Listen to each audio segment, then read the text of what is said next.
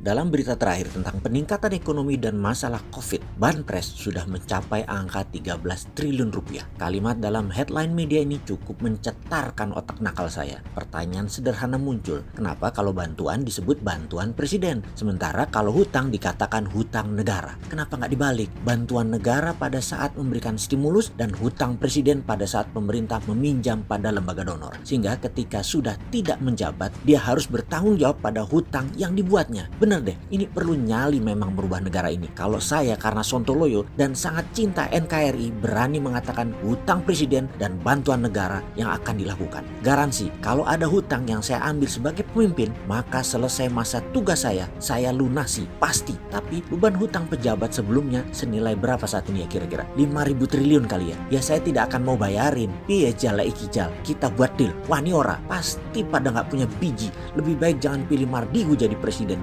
Biar mantan pejabat semua. Tapi tenang, gak akan orang sontoloyo begini dipilih. Saat ini ada buzzer, bukan hanya nyelip di komen, tapi sudah ditarget, dibuat landing page, dibuat channel YouTube, dibuat blog khusus untuk menyerang Bosman. Keren. Ini si sontoloyo mulai diperhitungkan saat ini. Mungkin si Bosman ini adalah sedikit manusia yang dibenci buzzer, tapi dicintai. Kenapa dicintai? Karena anggaran influencer dan buzzer naik drastis khusus untuk menyerang Bosman. Bayangkan kalau sekarang per tahun berapa tuh? 100 miliar ya, lalu naik 150 miliar misalnya. Wih, sontoloyo untuk membungkamnya negara mengeluarkan budget loh. Keren, itu baru namanya kompetisi. Semakin banyak buzzer, itu penting. Artinya kita ditakuti. Singa tua luka ternyata ditakuti. Lumayan buat orang yang mencintai negara dengan cara lain tapi dibilang salah. Lumayan tahu betapa hausnya pejabat sekarang akan berkuasa. Jadi tahu arti demokrasi di Indonesia. Ternyata hanya di bibir. Apa karena banyak pejabat saat ini yang sudah kena Pygmalion syndrome ya?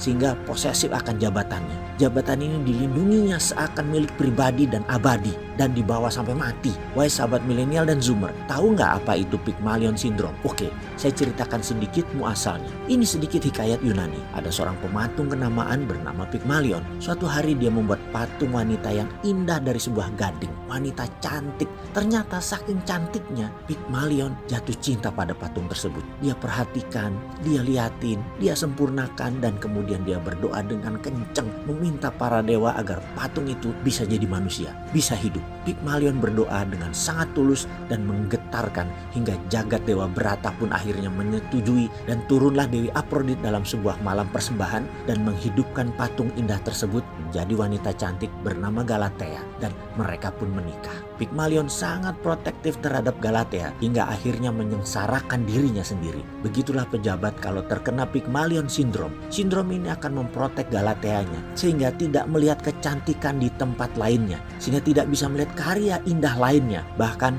fansnya Pygmalion pun terpesona dengan Galatea tadi, juga ikut memuja makhluk jadi-jadian tadi. Semoga ini hanya dongeng sontoloyo, namun cukuplah untuk jadi bahan menaikkan anggaran buzzer, daripada nanti para penggemar sadar bahwa Galatea itu semu diposesifin Pygmalion yang ingin hidup selamanya dengan cinta terpasung.